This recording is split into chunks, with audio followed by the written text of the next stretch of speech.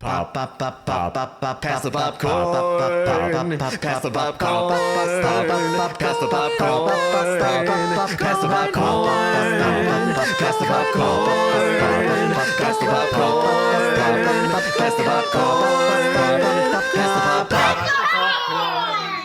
Welcome to Alternate Ending, where we're discovering good movies one bad movie at a time. And this is Pass the Popcorn, where we share thoughts about movie reviews, tea reviews, whatever we actually kind of want to do. Did you say tea reviews? Because I happen to be drinking a tea right now. I also have tea. And there you go. How's your tea? It's okay. It's a ginger green. What about you? I am drinking unsweetened canned iced tea from the Steez Company, which is a bit of a treat for me because the only ones that my grocery store carries is the unsweetened with lemon. So the unsweetened without lemon, I have to order special. I see. I added lemon because I agree in citrus being very important to the tea quality. But I should also tell you that I'm your host, Carrie Jarasinski, and today I'm joined by another tea-drinking man, film critic named Timothy Millville Brayton, and this is the Academy Awards that are coming up. We're talking a little bit about the Oscars. I do want to say before we talk about the Oscars, I always enjoy when you introduce me and now and this week or whatever it is you say, as though I'm ever not the person you're talking to. It's actually one of my favorite parts of the episode to think about what weird things I can say about you. So much so that you're getting used to it that you didn't know that I did just make up a middle name for you. It just breezed past. You did, but that was a bit. Okay. I didn't know that the other part was also a bit. That part wasn't. The Millville was, because I really realized that I like that name. Like, as I was thinking about what could be your middle name, I was like, I hope it's Millville. And so that's what I went with. Do you not know my my middle name? You know, I think you've told me before, but it's one of those things that doesn't stick. I would say it's probably something basic. I bet it's pretty basic. Timothy Richard Brayton or something like that. No, because then I'd be named after my father, which my parents were very, very ruthlessly good about not doing. It is Michael. Oh gosh, even more boring. It's pretty basic. Most basic name. Yours is Anne, correct? You always think it's Anne because I look like an Anne, but it's Kathleen. It's Kathleen. Carrie Kathleen. Yeah. And is it Carrie or is it Caroline? Just Carrie. Basic Carrie. Plain basic Carrie. Yeah. Carrie Kathleen sounds like a short-lived but well-beloved toy line for girls in the early 1990s. This is true, and something that I do aspire to do at some point in my life. But again, we are here today. The Academy Awards, the 95th, are coming up next Sunday. So Tim and I wanted to get together this week, talk a little bit about what we've been watching, also talk a little bit about what we anticipate, what's out there, maybe with the ones that we think are going to rise to the top. So a little bit of our predictions for the Oscars coming up next week. So we'll be going through that. But I guess before we get there, I am really excited to tell you something. And I've been waiting all day. And again, did they finally replace your dead brain with a good brain? No, not yet. Not yet. Well, maybe. Well, because we had, for the first time since you killed Rob and stuffed his corpse with sawdust and now just leave it moldering in that room, for the first time since that happened, we got an episode started with no substantial technical errors. I know. And that's all on you. So I want to congratulate you for not nuking both of our computers. Yes. And thank you. And that is what it's about. I just realized, I had the realization today, I'm on a luck streak. All right. Have you ever had one of those? Not recently, but I used to have them frequently when I was younger. Oh my gosh. I haven't had one in years. Like, last 3 years, dumpster fire, pure dumpster fire. And I just had this moment today. So I just came in actually like 30 minutes ago, completely slaughtered all of the neighborhood children. Okay, that sounds like you're off to a good start. I know. And kickball. I can't tell you the high that I'm riding right now. It was a big win, and it's continuing. It's like I had that moment after I won that I was just like, oh gosh, I'm on a streak. This doesn't happen. I haven't won in kickball in such a long time. And now I realize. And all you needed to do was play a team fielded entirely with 8-year-olds. So I will say there is some strategy. So Rob did pick up, he picked up the 5-year-old and an 8-year-old. I played the middle game. I think they didn't realize that I'm a ringer. I think that's what it was. They were probably like, oh, it's just a mom. It's just like a lazy looking mom in a vest. But they don't know that I'm a kickball expert. Ever since 5th grade, I'm the person that gets up there and I just I don't know, it's the leg strength. I don't know what it is. I'm not very coordinated.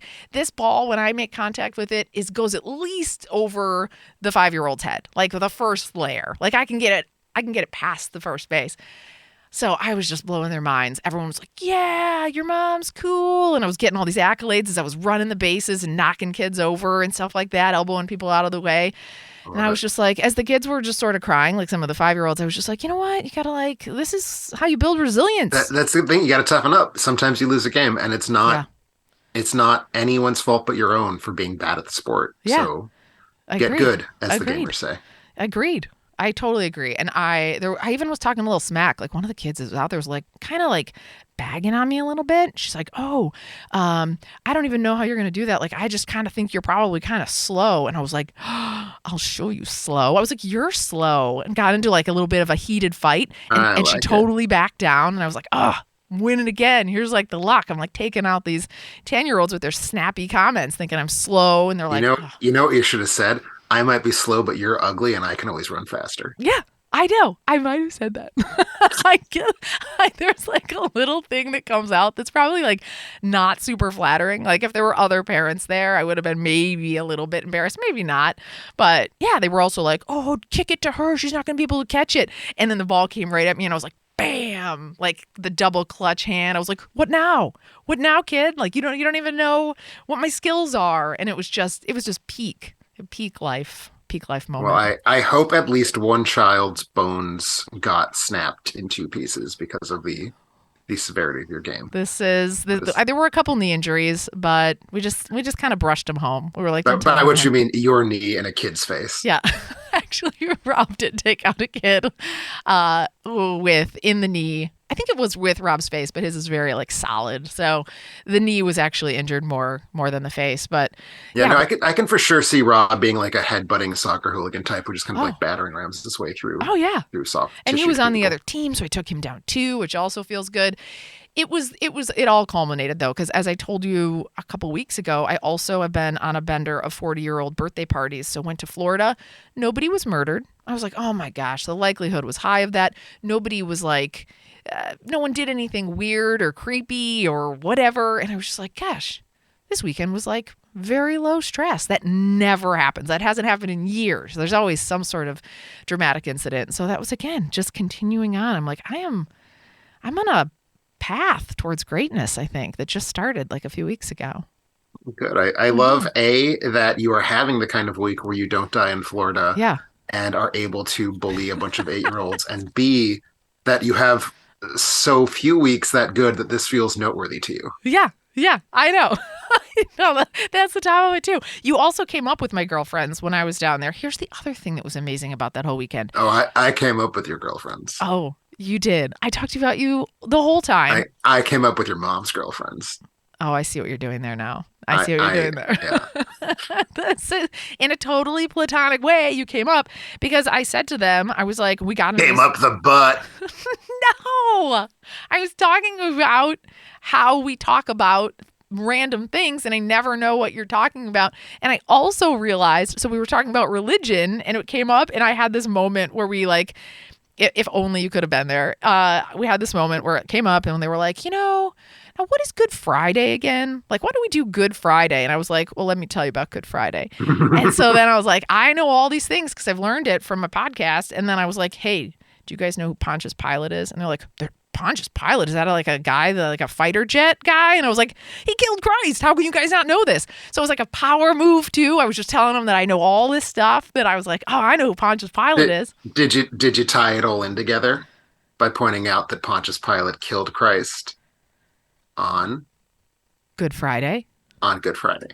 Really? No, Yes. I didn't tell them that. That's what Good Friday is. Oh, that doesn't feel great. It's the day that Christ died, and that was good because he was a real asshole. I think is what we're meant to understand from the name of the day. Interesting. I did not know that. But the realization that I had when I was there is I just need to make sure I hang out with them more because I just felt like I was at the top of my game. You've set the bar too high for knowledge. It was really great to feel like an expert for a few days too. I mean, I still to this day maintain the humility by reminding myself that you know more about U.S. presidents / Supreme Court justices than I do. So like I don't ever feel like I know more than you do. So I don't know where that comes from. Oh, just the old imposter syndrome again. Well, we'll consider ourselves equals for now. I do want to know, have you also been feeling the high of life right now? Do you feel great? Are you also on a good streak in your life? Not remotely. Oh. But I'm glad for you. Shoot. Yeah, no, it's just, Can you come up with one good thing that happened this weekend? I am getting to see your face. Oh. On Zoom. That's it? Which would be almost as good as if I were seeing your face in person. I know. Oh, the only thing that could be better than that. That means your weekend's been kind of crappy then, if this is the peak. I mean, no, it's I'm on an upswing, but the upswing is coming from it's hard to get a job in academia. Oh. Let's just leave it at that. I don't want to bring the mood down. It's real gosh darn hard to get a job in academia. Can you tell me, did you hear back from that one that you were applying for? Sure did. No. Sure you know what? did. Those fuckers are better without you. Wait, I mean, other way around. No, wait, hang on. So, sorry. You're better without them. You're better without them. You didn't even want to go to that school anyway. No. They're the worst, actually. I think I read online that they're the worst school, actually. I have a joke, but I've decided it would be intemperate to say that joke in a publicly recorded medium, but remind me to tell you off the air. Tell me offline. Well, I'll tell you what. I am really good at finding jobs. I'm also going to go out. I will find you some that are out there. I had a weird incident on the bus, and I was talking about you with a lady on the bus as well recently. Just a random ass stranger on the bus. This stuff happens to me. Are you my mother? What the hell's wrong with you? I know. Okay, so let me tell you what happened. Also, why were you on the bus? You want a car? So number one, we only have one car. We downsized, as you know, to the one car, and so you did that like 1,000 years ago. Yes, I know, and we never bought another one because we've never really needed it. So I had to go to Florida. I had to take the coach or whatever it is, the Coach USA, big bus that we take to Chicago. I've taken probably the exact same bus. I'm sure you have. And so I took that. It's actually amazing and comfortable, and there's a bathroom and all that, as you know. So there's a bathroom. Oh, there's a bathroom. I know. Oh, there's a bathroom. They don't even have running water in there. So I'm like, you have to use the hand sanitizer. It's a whole situation. But so this stuff only happens to me. I did not want to go to the bathroom. I did not want to use the bathroom. I'm on the way back. It's pretty packed bus. It's pretty full. So I didn't want to leave my seat, didn't want to go into the bathroom for germs, and I didn't want to touch anything or whatever. I have a hard time not bumping into walls when I'm in there. So I'm sorry, you fly back from another state and your complete garbage scow of a husband could not pick you up at the airport? He picked me up from the bus station, which I thought was nice. So that's a long drive. It was on me. It's a lot of gas. We have a big car. I was like, no, it's fine. I'll do it. So anyway, I come back to my seat and I'm like going to sit down and a lady's sitting in my seat, but I've left all of my stuff on the seat. So like my purse, my jacket, all my stuff is sitting on the seat, and she's moved my stuff over into the window seat and is now sitting in the seat that I was sitting in. And I was like, oh no. That's fucking wild. I know. And so I was like, what do I do?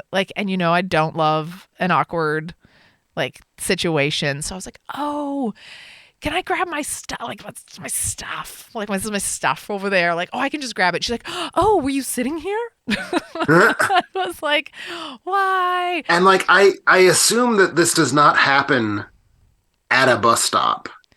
I assume this is not a woman who has just gotten onto the bus. No, I realized later that she did. That was the case. I realized that later. At first instinct, it was like, you're just trying to free it. You saw a 2-seater that's empty and you wanted it. And so you took my seat.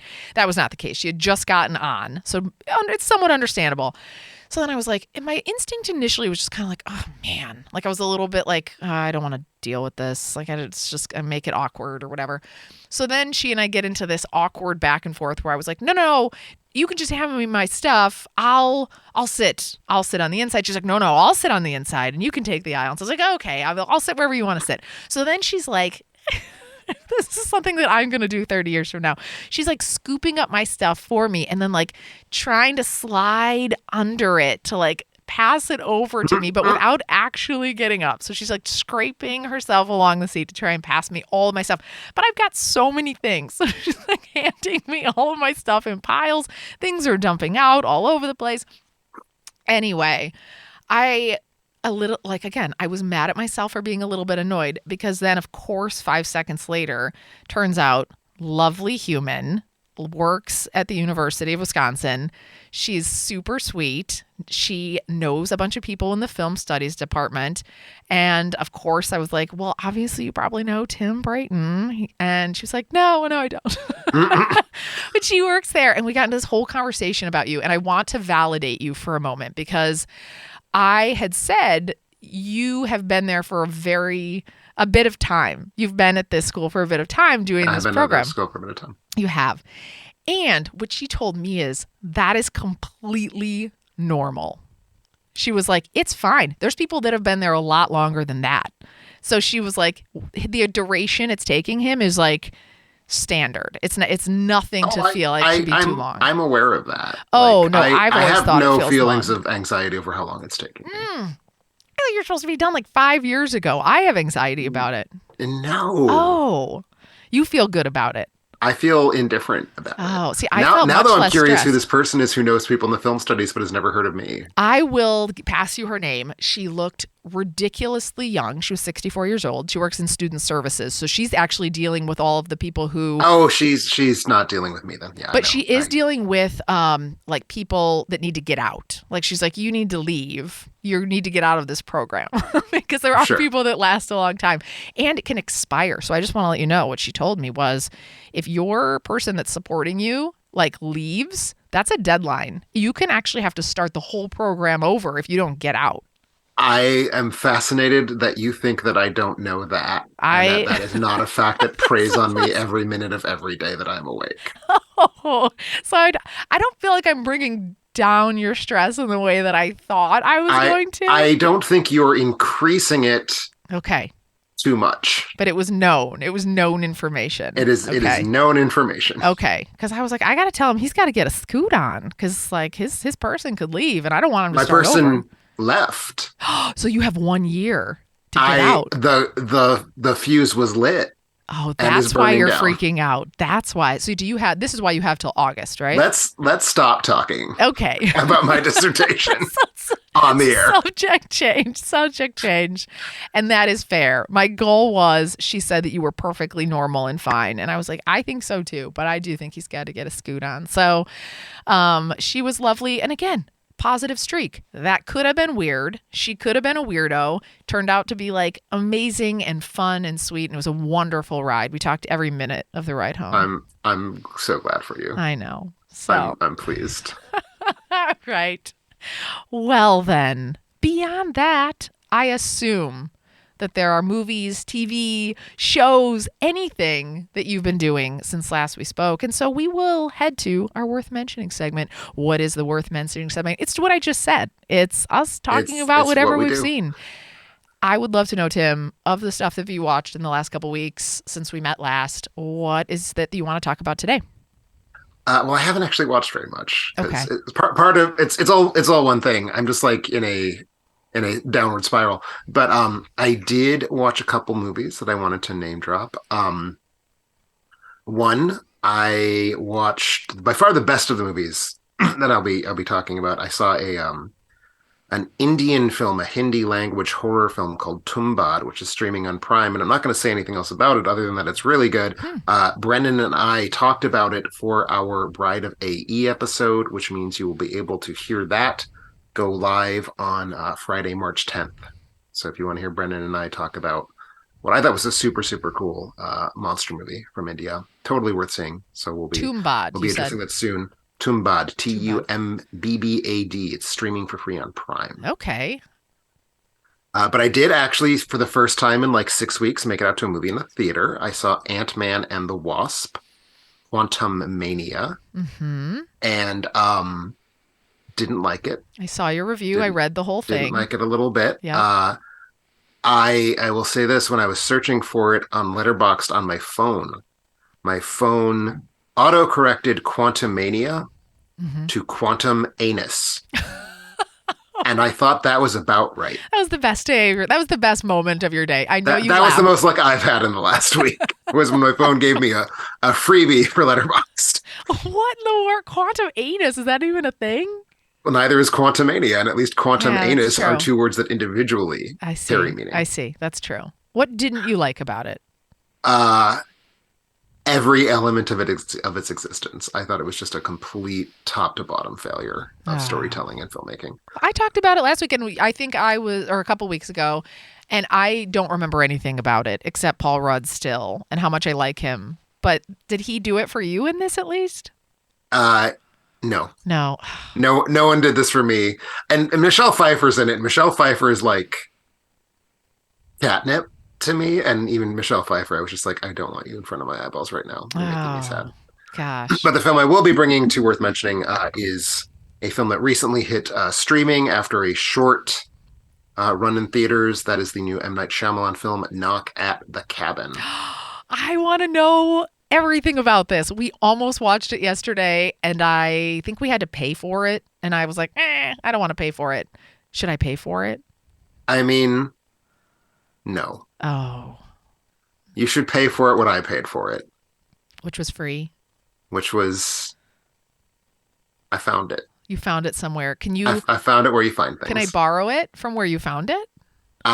You can also find it there. I have already put it back. Okay. I will find it, but tell me about it and then sell me on it if there's anything good about it. I won't be able to sell you on it, but so Knock at the Cabin is the newest film by Shyamalan, of course, the director of The Sixth Sense, Signs, which I think is the specific film that this one most evokes, recently Old from last year. And the film is about a family that has gone on a vacation to a cabin in the woods. Two husbands played by Jonathan Groff, who is the voice of Kristoff in The Frozens, and Ben something, who was in that dreadful looking My Husband Died of Cancer gay movie that came out last winter. Spoiler alert. I think he's the one who dies of cancer. Okay. Still haven't seen that. But so they go with their adorable little 7-year-old adopted daughter, whose name is Wen. And she's one of those quintessential M. Night Shyamalan can't direct child actor performances where she says about 3 words and I'm already anxious to see her get hit by a car and die horribly in front of my eyes. And that's our family dynamic. So terrible, terrible people. Okay. You cannot conceive of rooting for them. They're the worst. But so they are approached by 4 people led by Dave Bautista who knock at their cabin. With their fists on the door. Big fist. And they indicate that there is some sort of terrible thing that's about to happen. Basically, they've all had visions, the same vision that we are entering some sort of apocalyptic state. And they have been told to go to this cabin, and the family they find there must sacrifice one member of the family. Oh, man. And if they choose which member of the family to sacrifice, the apocalypse is forestalled and everything will be fine. If they do not, the world will come to an end. Oh, jeez. And so the 4 individuals basically trap the family there and attempt to persuade them of the rightness of their argument, and that they need to select one of the 3 of them to die. And this is most of the film. I think the film thinks that it is going to be an open question in our mind whether these are 4 just deranged movie lunatics or if they're actually prophets, and that the family is in fact going to have to make this terrible decision. In practice, I found it to be so highly improbable from beat one that the four people were lying that I just kind of wrote that off as a possibility.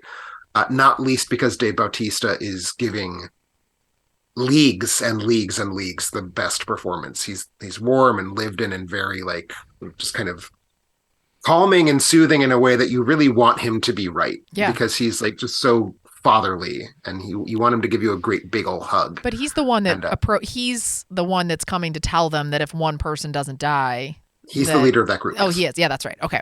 Got it. So it's great for Dave Bautista, who is just absolutely selling the hell out of a very strangely written part. They're all very strangely written parts. No one else in the cast is at that level. And it's just like, it reminds me of Signs specifically because it is so unabashedly about religion in a way that I have literally no access to whatsoever. Mm-hmm. So I found it just sort of dull because like I don't care. The stakes weren't real to me. Okay. And in theory, I'm supposed to care like about the pain it's going to cause this gay couple and their child if one of them has to die. But I found the one who I can't, Ben Aldridge, is that an actor?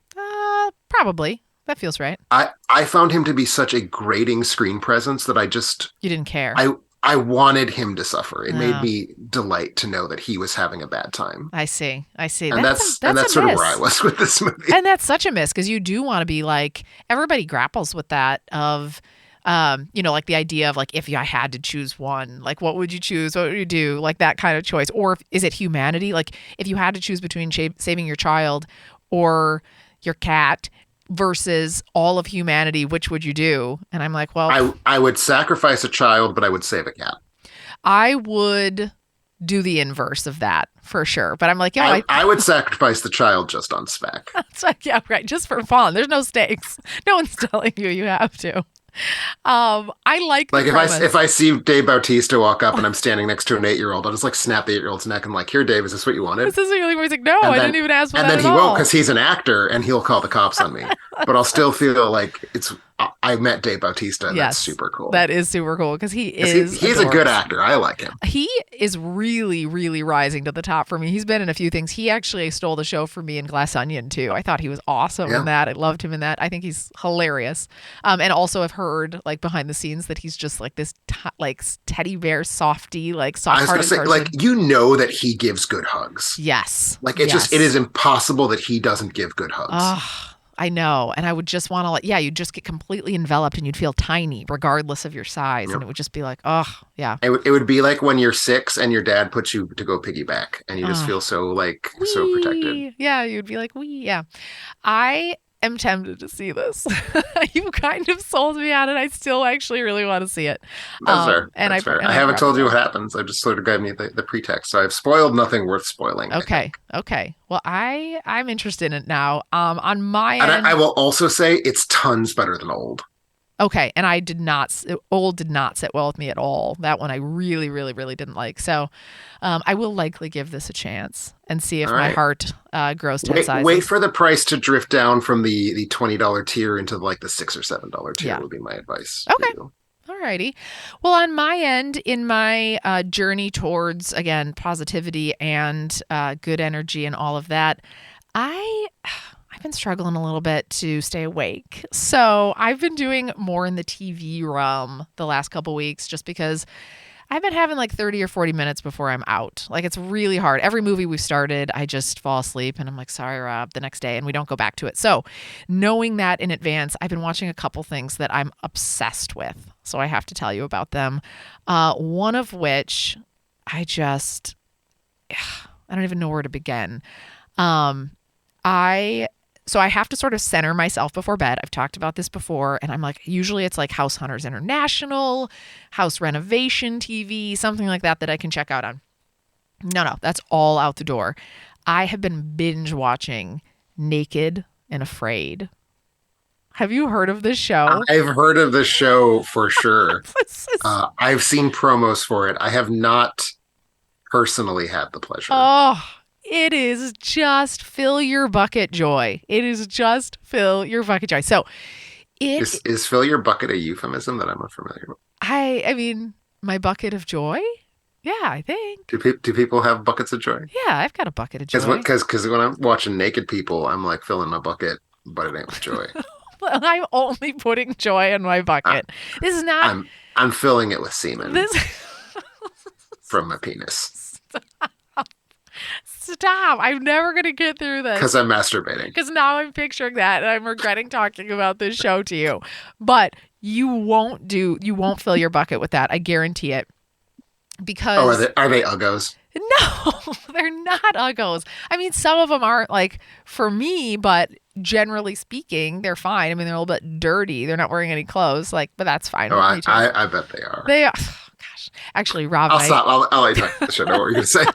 There's so many more things you're going to be able to jump on later. So, this is a show. It's been around, I think, forever because every time I talk about it lately, like at work, I'm like, has anyone seen Naked and Afraid? I'm watching it from the beginning. And they're like, yeah, I did like 10 years ago. I was going to say, I'm pretty sure it started before I came to grad school. I think it did, but there's so many seasons of it now, rightfully. It's like Lord of the Flies, which I love. And then it's these people that get thrown out into the middle of Africa or like all of these really extreme locations with extreme temperatures and all of this stuff. And they don't know the people that they're with. And all they get is this little like bag satchel and like a little flint. I think they call that a modesty pouch. A modesty pouch. Oh, is that what it is? I would just be like, if they're using it to cover their genitalia, then they call it a modesty pouch. So here's what happens. If the modesty cloth or whatever goes away, I mean, you can't always have the modesty cloth there. And plus there's lots of things that you'd want to cover with the satchel. So essentially, they blur all of it out. So I have desperately looked to try and like catch a glimpse of something. And never once have I ever even saw like just a ball. I've never even seen a ball. I mean, when the whole hook of your show is just showing naked people, you are going to make sure the post-production team has extremely close eyes to make sure nothing that could possibly violate standards and practices gets noted. By the way, Naked and Afraid premiered in June of 2013. Holy moly. It's been around a while. Not quite 10 years. Oh boy. It is just pure joy for me. And it's like these people running around, but they build alliances. And then there's just some real weirdos in the world. Like some of the people you love and you're like, oh, these are great humans. They're awesome, whatever. Other people are just nightmares. So like you really see people. So you're telling me that the people who would self-select to be on a TV program that's Survivor, but you take your clothes off in front of the camera are weird? I mean, no. When you say it like that, it makes it seem like it is a bit. But some of the people aren't. Some of the people are like, yeah, I'd hang out with that guy or I'd hang out with that lady, like whatever. They're like super cool. Now, would you hang out with that lady or would you hang out with that lady? That's also a good question. I do think that there are more, when I think about the ratio, there are more ladies that I'd like to hang out with than men that I'd like to hang out with.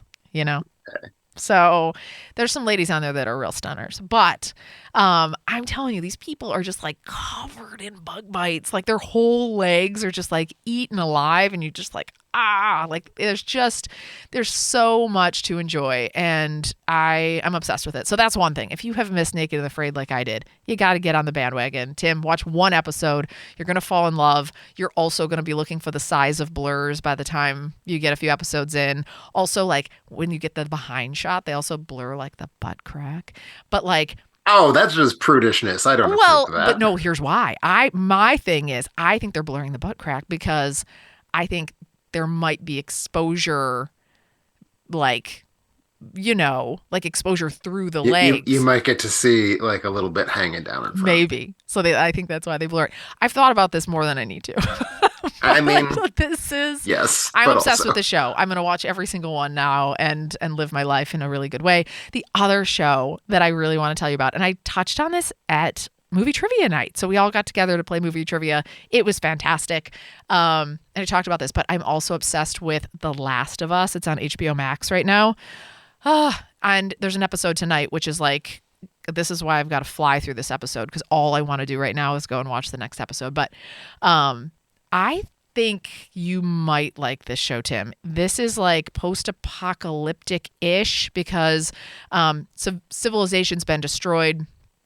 by these like fungus people. There's like people who are like zombies, but like they've been taken over by spores of fungus, which apparently can happen in real life. I don't know if you've heard of this. Yeah. I don't know if it can happen to humans, but it can certainly happen to a number of insect species. Okay. They made it sound like it's possible that it could happen to us, but everyone kind of turns into these like walking mushrooms, but you don't want to run into one of these walking mushrooms. They will turn you into another walking mushroom. And it's like, oh, they're like really gross looking. Like it's awful. I mean, I don't know if being a walking mushroom means I'm off the academic job market. It sounds like it could be a trade up. It could be. That's true. That's true.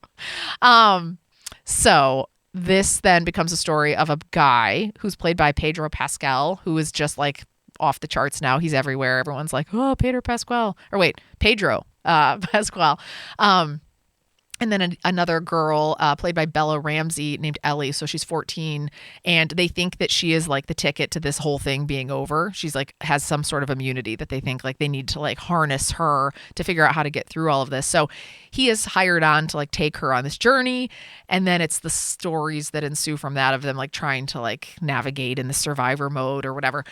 The whole thing is just really well shot, really well done. And it's like, it's super intense, but at the same time, now you have built such relationships with all these people in it that, I don't know, every single episode, we always leave with like, just like we're already excited for the next one. It's really, really, really good. So now I'm curious.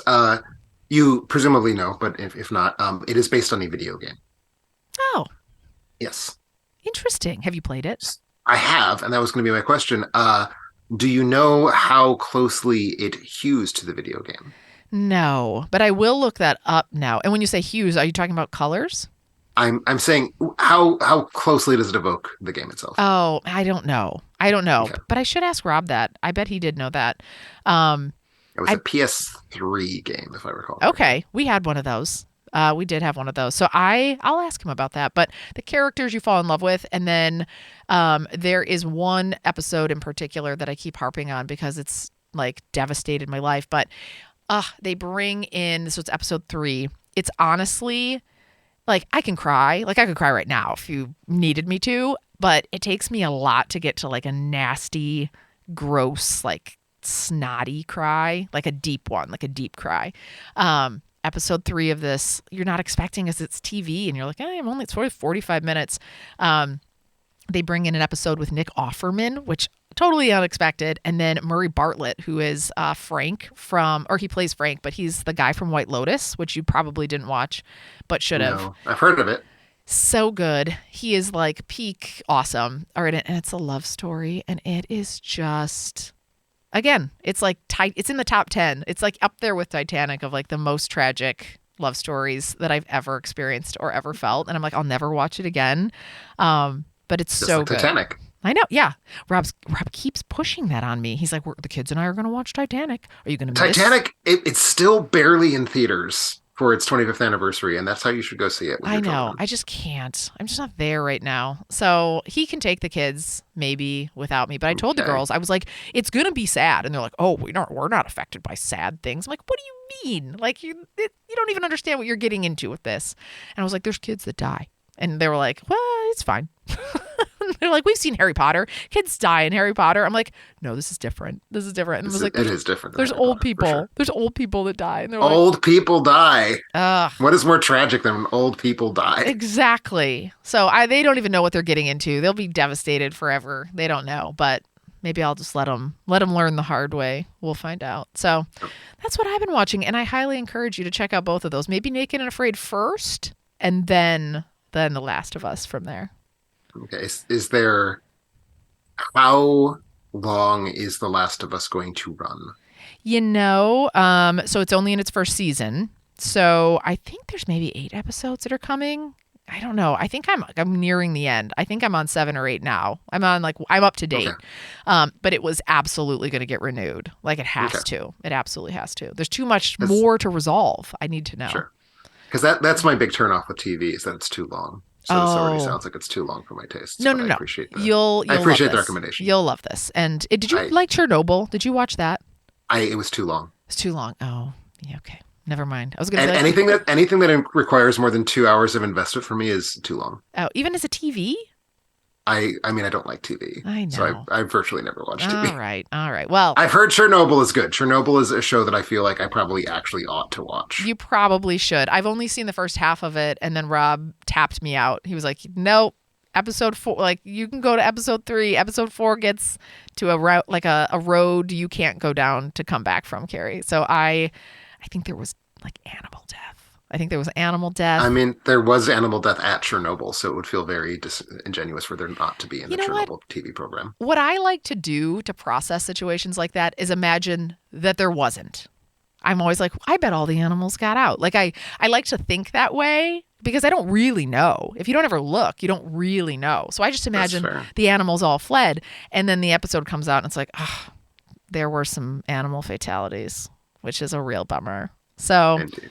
I didn't watch it, but Rob loved it, and he said it's so good. So that is what we've been watching. I think we'll head to our break, but before we head to our break, you might be wondering about ways to support the show. You can get early access, exclusive content, make us watch a movie, pick your own episode topic, and more from our Patreon site, just like Dan Maher, Pip Smith, who picked up our Emmy Award, also Alex Deschenes, who picked up our Critics' Choice, last one of those for a movie review, and Granger D. Pohl, who picked up the Holy Smokes, the master of all levels, the Oscar level, which entitles Granger to just about everything we have to offer. So thank you so much for that. In that you also, if I didn't say it, get exclusive access to TV reviews, even though Tim hates it, he still does it. Barely. I am running at about 33% of the speed I pledged in public that I would be running. So that's why you don't pledge things in public like I do all the time. But that's okay. We're working as fast as we can. Early access to classic movie reviews and so much more. Also, want to thank our Patreons who are celebrating their anniversaries this month with us. That would be LJE, Daniel Toon, Katie Pinkley, Grant Haggy, Daniel Phillips, Sean Artiker, Tristan Frayling, Movie Motor Breath, and Ajavalom Levine. And I, for all of you, apologize for whatever pronunciations I just used that were wrong. Especially to Avshalom. Avshalom. I think I got that one. You put a J in there somehow. I did. Gosh, I got really nervous right at the last second, and I probably did. I probably did do that. But thank you, all Patreons, new and old alike. One day I will actually start fulfilling the things you're paying us for. You are. I know you're working hard. But that day is not today. I know you're working hard. I did see you put out a Patreon review of Rear Window, which was a lovely like review. 3 weeks ago. You know what? I'm trying to boost you up, man. I'm trying to boost you up. Thank I'm riding you. the high of this kickball still, and I need to give it out into the world. So thank you all so much. And also, before we head to our break, want to thank everybody who goes out and supports us via our Amazon banner on alternateending.com. I have just realized I'm at a point in my life where I'm going to just have to pick out a few that are on here because otherwise it's incredibly stressful. But somebody out there is doing something with their house, like renovating it, I think, because they're getting lots and lots of things to like smarten up their house. So it's like Alexa things that it's called smart things. And they like attach for like motion lights and garage doors. It's all going to be automated. There's sensors. There's all these things. That's pretty cool. I just had the best moment I've had in years. Thank you for that description of the Internet of Things, Carrie. That's the best I could do there. Also, I need to tell you another thing that's crazy. Whoever purchased this, you are bonkers. And I don't know if this is a good deal or not, but I'm going to tell you what it is, Tim. This is the Superman 5 film collection. This person paid, what if I told you they paid $129? Would you be like... That's what it costs. What? That's crazy. Can't you go to Walmart for cheaper than that? They just released them on 4K. Yeah, well, that person, I guess you did get an okay deal. I was thinking you should return them and try to find it cheaper elsewhere, but... I mean, I'm paying the process of paying $100 for 4 Star Trek The Next Generation movies. So okay, so you're it's okay a new this. format it costs. Okay, alrighty. Somebody's also out there, and this is something I'm interested in, getting arthritis. You're interested in getting arthritis. I'm interested in arthritis, and they might have it because they're getting compression gloves for both men and women. It's for carpal tunnel. It covers their tendonitis. It's all of the possible joint pain you could have is covered by these gloves, which I think that seems pretty cool. I mean, there's a lot of ways to have joint pain. I think we can find a couple that aren't covered by these gloves. That's true. I should look into that, though. My fingers are getting... When you spend your entire 20s and 30s typing, your 40s announce themselves to you in a way that you're not ready for. Are you getting joint pain in your fingers? What?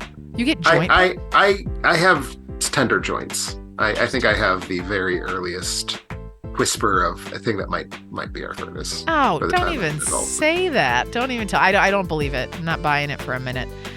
Those fingers have years left in them. Years and years. So again... My boyfriend certainly hopes so. I bet he does. I bet he does. So, thank you all about the digital penetration of the anus.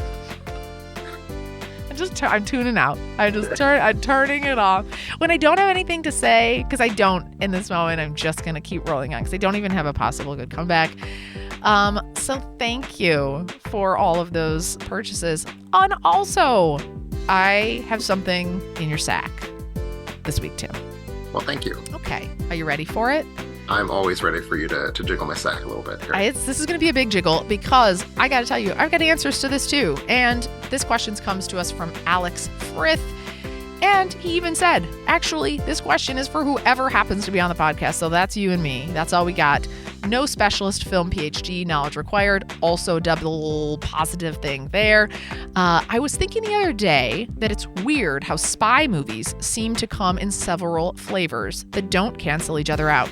There's always room for more action ones like Bond or Mission Impossible, but also for more serious ones like Tinker Tailor or Jason Bourne. But also room for spoofs like Austin Powers or Johnny English or Spy.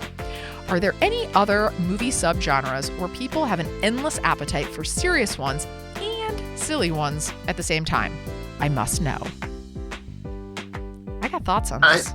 I certainly have an immediate response to that, which is maybe treating genre a bit more broadly than spy movies specifically, because spy movies is a fairly narrowly focused thing. Romantic stories would be the immediate one I would think of. I mean, we have an entire genre of funny romantic stories, the rom-com, but also plenty, your Titanics, your love stories, ones that are actually sad and very serious. So that would be the first place my mind would go, but what would your thought be, Carrie? It's funny, I didn't even think of that. I went immediately to horror. Like I was thinking about, I just think about all of the different tonal subgenres, like ones where it's like the slasher, like it's truly the grueling, bloody slasher film. And then you can have one where it's like parody, like horror parodies, where it's like it's scary, but it's also infused with bits of humor and we're intended to be scared and laughing at the same time. And then, I don't know, I feel like you have ones where it's like, even if you think of slasher, I don't know if is slasher like a subgenre? Slasher is a thing. Okay. Yeah. So you have a slasher, but then you also have horror thriller that also kind of takes a different turn where it might not be so bloody and gory, but I don't know, I think a little bit of this is probably not, but I think of What Lies Beneath as being a little bit of a horror, even though it's probably a thriller, but it's scary. It's horror. Yeah. I mean, I don't know that I'd call it silly, which I think was the question we were springing from. Oh yeah, that's true. It's not too silly. But anyway, yeah, I immediately go to horror. Wasn't thinking about the rom-com, but yeah, you're right. There's some that are just tragic and awful. I'd also add one other possibility, and this is taking us back into the era when movies were good, the 1930s. I think newspaper films might actually meet the bill here, because you have your very arch serious, we are digging into major social issues newspaper movies. You have those as early as 1929, 1930, all the way up to literally last fall when we had She Said, with tons of movies like All the President's Men and Spotlight on the way in between those. But then you also have a very robust genre of newspaper comedies that doesn't really last past World War II, but certainly in the 30s, I think the very obvious example would be His Girl Friday. But I think that would be another example of a very narrowly focused, closer to spy movie than love stories or horror. Stories about the news gathering process, I think, can be both very serious and very funny, and very good in both modes. Yeah. No, I agree. And excellent question. If you too have a question that you'd like to submit to Tim Sack to shake it around just a little bit, you can always submit those questions to contact@alternateening.com. So now we'll head to our break, and when we get back, we'll be talking about our picks for predictions on the winners of the 95th Academy Awards.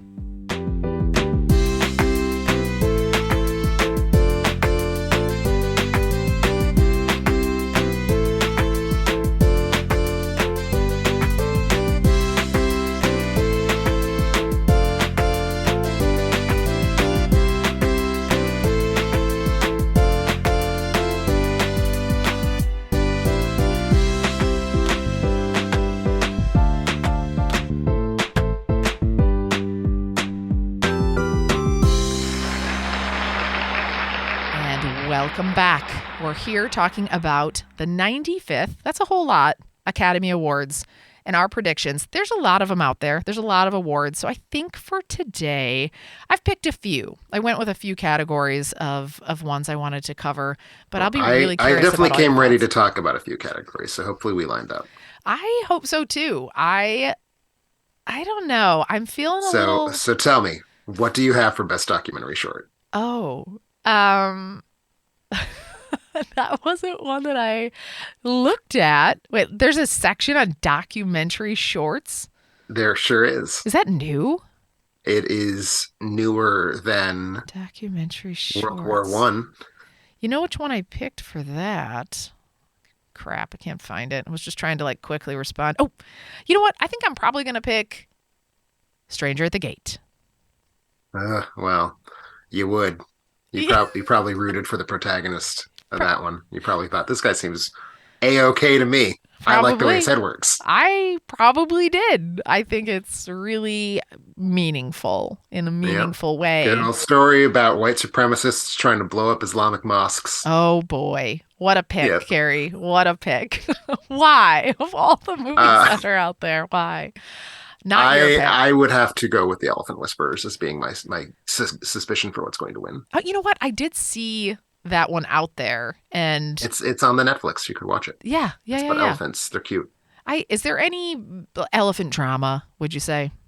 Actively, no. Okay.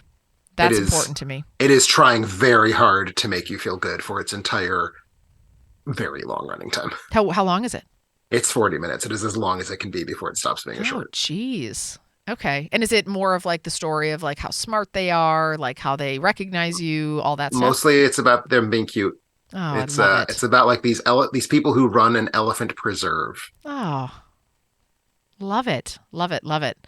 I get fed, the algorithm knows that I love elephants in all of my social media. So I'm constantly getting elephant media of the elephant that comes up and squirts some water on somebody, or the elephant that's snuggling somebody with its trunk. And I think I would be very into this. I think I'll watch it tonight. Yeah, it's on the Netflix. It's short-ish. All right. That wasn't on my list of ones that I narrowed in on, but I did think a little bit about actress, actor, and the Best Picture. Did you think about those? Well, I mean, I guess. Do people care about those categories? They always seem kind of obscure to me. This is true. Probably not you. Because if you want to talk about sound, I could talk about sound all day. Okay. Well, you know what? Let's start with the biggies. We'll talk about yours, I guess. Let's Best Picture. Talk about the biggies. I'm confused, though, because movies are 24 pictures per second. Mm-hmm. So you're supposed to pick just one of those? Yes. Or what does that mean? So what it means is you go to the internet, and then you go and you type in what were the movies that were nominated for Best Picture, and then you just pick one of those. That's what I did. Yes. I see. Yes. It's a strategy that I employed for this. And I've got a couple picks. What I would love to know from you is, which one are you predicting is going to win? And then which one do you think should win for Best Picture? So will win, should win. Yes. Will win is going to be Everything, Everywhere, All at Once. Uh-huh. Should win, for me, is any of the other nominees. That's not actually true. Everything Everywhere is not actually my least favorite nominee. It is merely my 9th favorite of the 10 nominees. Okay. I know I would be a Fabelman's voter. Interesting. Followed very closely by Avatar 2. Oh boy. See, we deviate. So I had the same where I was like, this Everything Everywhere movie is going to take it, which I find upsetting because I've probably only turned off less than 5 movies in my life midway because I'm just like, once I'm already invested, I'm in. I'm invested. I'll watch a bad movie.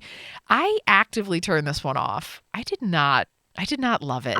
I dislike it intensely. And here's what throws me, because you say that, and I know Rob didn't really jibe with this movie. Yeah. And Rob is the single individual human before you murdered him, who most closely mapped to the Oscars taste that I ever knew personally. Yeah. So it's like, I know Rob wouldn't vote for this movie, but I'm predicting the Academy will vote for this movie. But should I? Because Rob is my one-man Academy, and I just don't know what to do with this information. I know. And I know his pick for this. He also thinks that is the one that's going to win, but he and I match up on the one that we wish would win, which is also embarrassing. But you know what? Here at Alternate Ending, we're nothing if not authentic. I just really wish Top Gun would win. That's my number 3. Is it? That's my number 3.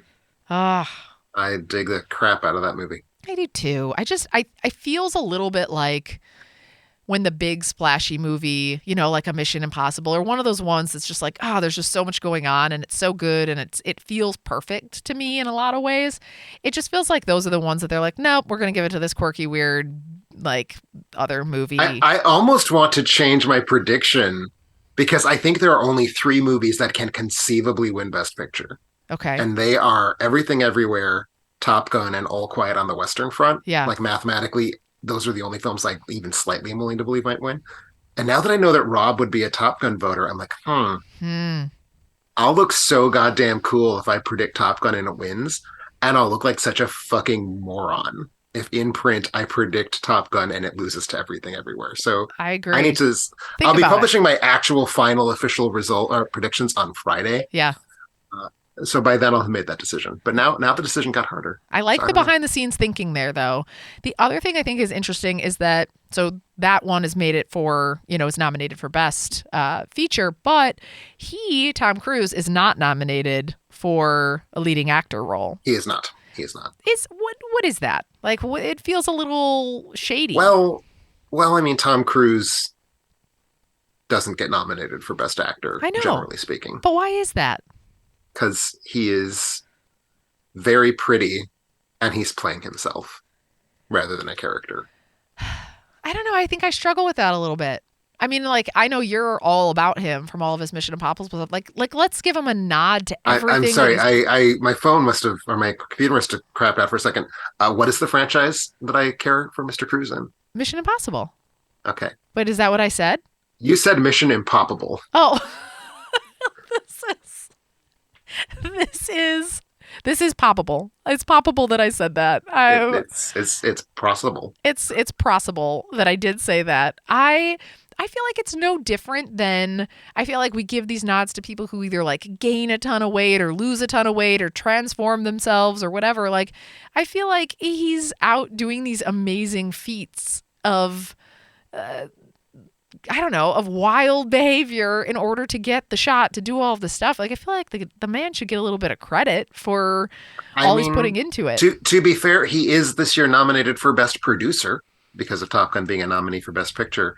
And in that capacity, I mean, that's where he's doing that work, right? Like the reason the reason that Top Gun happened in theaters is because Tom Cruise was like, absolutely not. We are going to keep this movie off of streaming. Mm-hmm. This is a theater movie. So he is getting recognized in the category for where he did a lot of that work, I would say. All right. I still feels a little bit like I don't know. Shit, I'm starting to talk myself into predicting Top Gun Maverick for Best Picture. I want it so bad now. I think it's just because I fucking hate Everything Everywhere, and it'll be like the 6th or the 5th time in 6 years that I just hate the Best Picture winner. Yeah. And I'm bummed out thinking of it winning.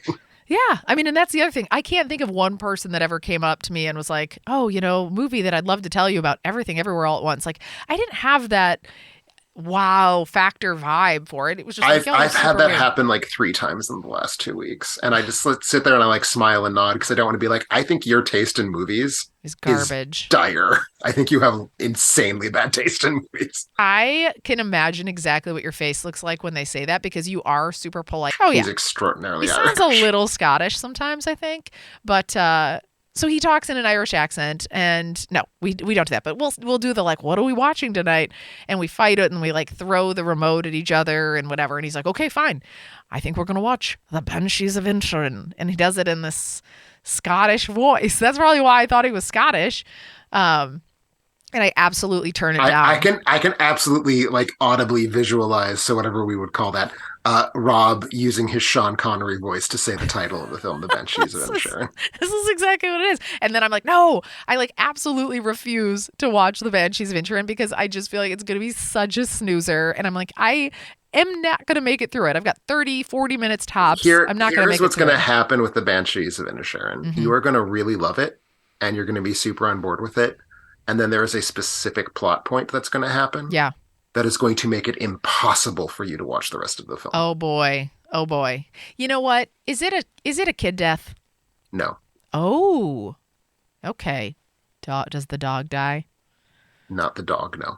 Oh. I love birds too. Is it an elephant? Tell me. It is certainly not an elephant. I need to know. An animal dies. Okay. All right. Well, if I know when it's coming, I can prepare and leave if I need to and then kind of come back in later. That's what I usually do. Okay. So I'll look into that. But Well, if it I'll makes give you it a feel chance. any better, I think the scene where the animal dies is absolutely hilarious. It's one of the funniest scenes I saw in a movie last year, and I'm a little befuddled by people who talk about it like it's traumatizing. Okay.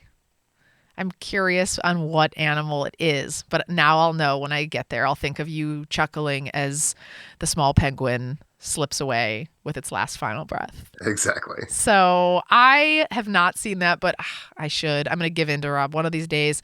But I also had Brendan Fraser in The Whale. I go back to, I just felt like he's gotten a bunch of awards already for it. He's gotten a lot of hype. People are already so pro Brendan Fraser of just like, oh, he really put himself out there to do it. He was on this low in his career and now he's emerging again. I just think he's breached the surface again. God damn it, Carrie. I had to say. God damn it. And he is back, and it just feels like a moment for him. So it just feels like It does. he's gonna I get think picked you up. feel good about voting for Brendan Fraser in a way you don't feel good about voting for any of the others. Yeah, But I also think that people loved Elvis and they did not love The Whale, and that's what makes it tough for me. yeah. I think I agree with you. I think it's probably between those two, but I'm gonna lean Brendan Fraser and see what happens. Okay. At this point, I got another one in my pocket. I'd love to migrate around to best actress in a leading role for your picks on could possibly win. I mean, I would for all five. if you know Yeah, what I know mean. how you feel about Kate Blanchett. Don't think I don't know. I would let her cancel me. Oh, I if know you know would. what I mean. If you had to, hang on, I got to catch myself here. If you had to have an evening with one of these people, and then they were going to still be there in the morning, which would you pick? You have to choose one. Oh, I mean, I've had a thing for Andrea Riseborough since Andrea Riseborough came on the scene. So that's an easy question I don't for me. even know who that is. Hang on, I got to. She's my girlfriend, and I'm really insulted you just said that about her. I'm looking her up right now. Hang on. Oh, not me. Not this doesn't. Okay. We've talked about this Well, before. I though. didn't offer to share her with you, Oh, so I guess sorry. I don't care about your opinions. No, but here's the thing. I'm Andrea's type for sure. That's the thing. So she'll want me around, but for me, are you no. saying that my girlfriend's a lesbian, Carrie? I'm saying I'm her type, is what I'm saying. Most of the people that are drawn to me Okay. look like Andrea Riseborough. No, they don't. But I'm just saying, Yeah. she gets a rise out of my burrow. She is If lovely. you know what I mean. I do. And she is lovely. But we've had this talk before. Not necessarily my type, but she looks lovely. Do you think she's going to But win? no, I would say that Best Actress is by a landslide the sexiest acting category this year. Yeah. And For what it's worth. who's going to take it? This is another one that's super, super, super tough. All of the precursor awards say Kate Blanchett for Tar. Mm-hmm. The current momentum and the, again, who do you feel good about voting for, says Michelle Yeoh. Okay. The who do you just want to have a night of raw passion with, says Andrea Riseborough. So it's got to be between those three. If I had to have a passionate night with any of these people, it's Michelle Williams. For sure. Oh, wait. Ana de Armas is in here? Yes. Oh, boy. Oh, that is... Okay. Did you in fact look at the categories, or did you just start riffing it just clinged actress? into my head about her dress. Her dress just clinged into my head, and I was like, oh my gosh, yeah. Oh boy.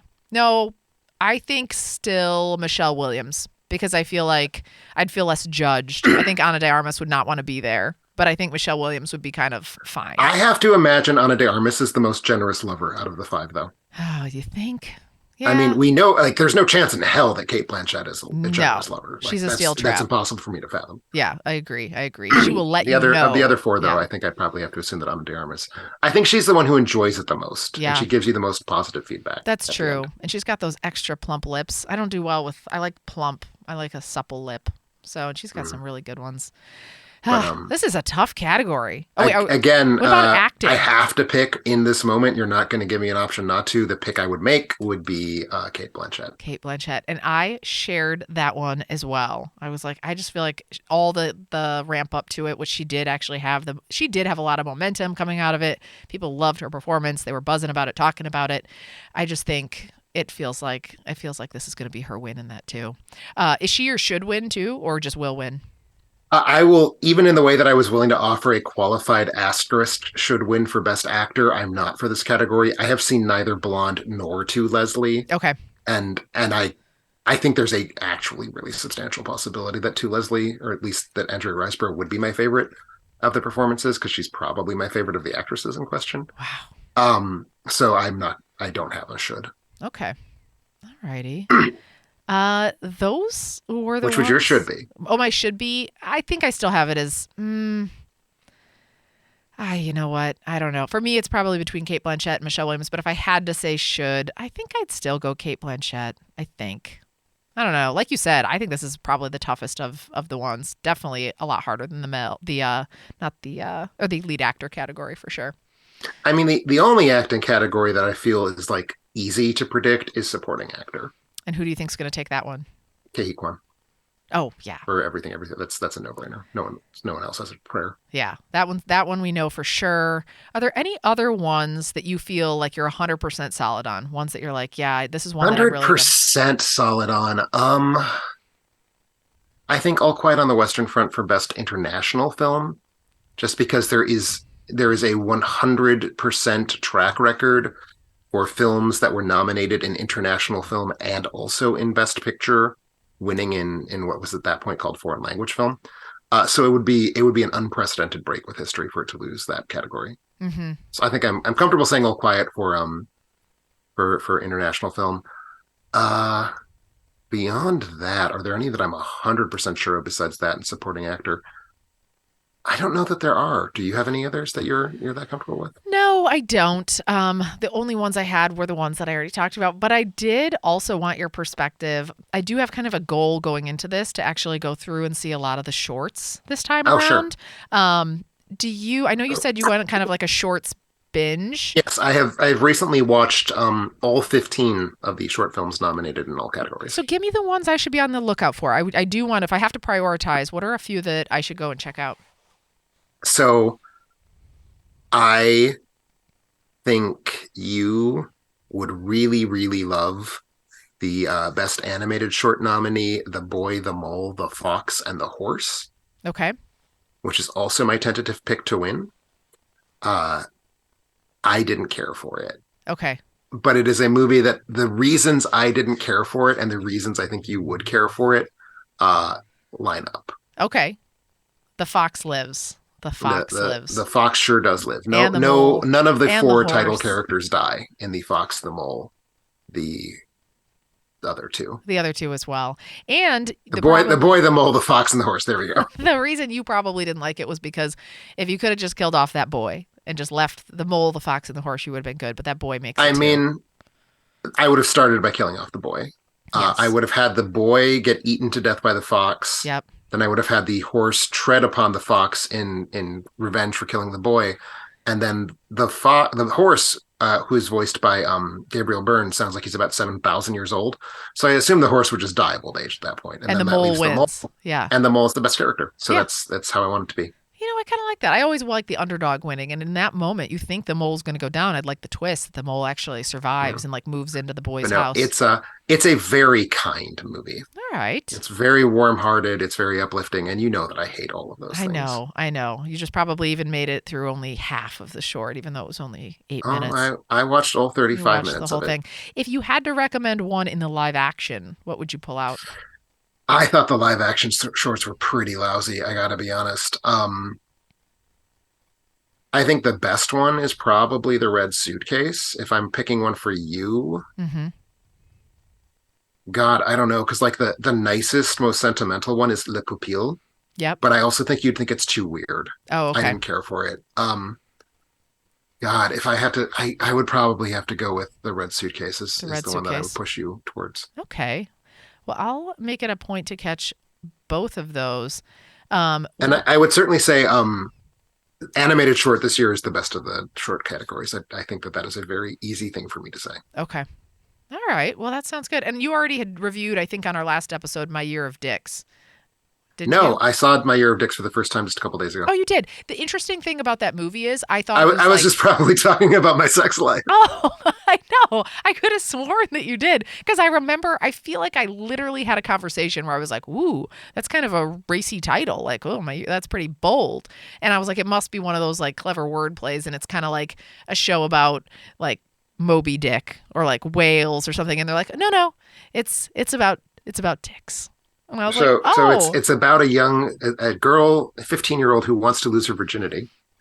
And she keeps choosing men with whom to lose her virginity, but she keeps not doing so. So it is, in one sense, about the year she tried to get some dick. Okay. But it's also about how the men she keeps trying to have take her maidenhood are themselves unpleasant jerks, or to use the vernacular, dicks. Okay.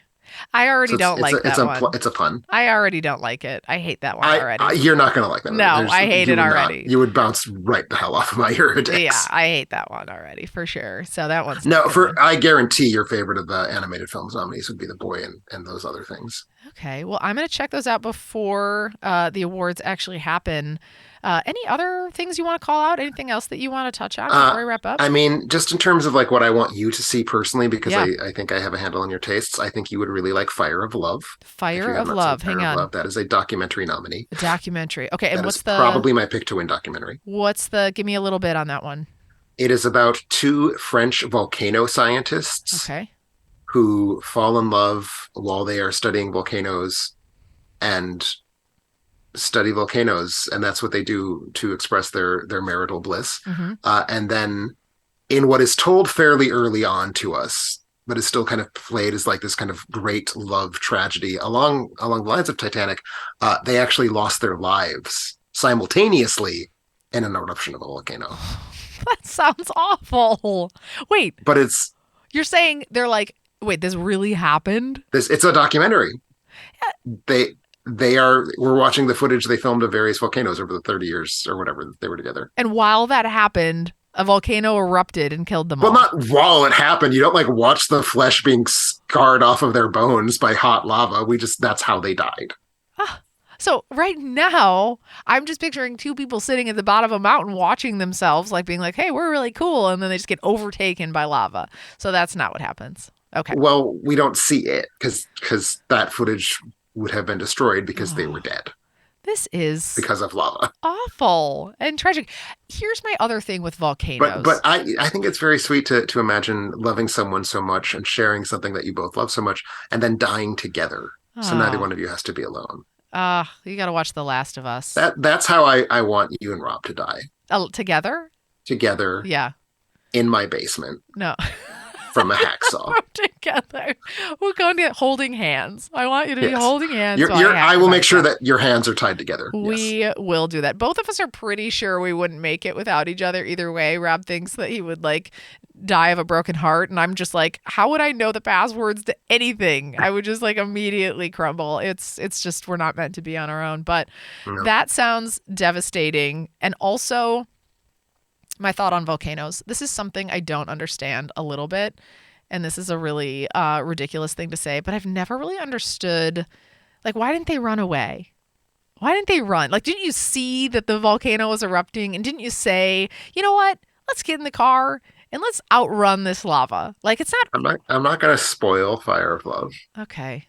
I think that in general, can't we run from the lava? Why is it taking people out? I don't know. I mean, if that was the case, then fewer people would die in explosions of volcanoes. That's true. That's probably the that's the thing. Like the lava itself moves relatively slowly, although less slowly than you think.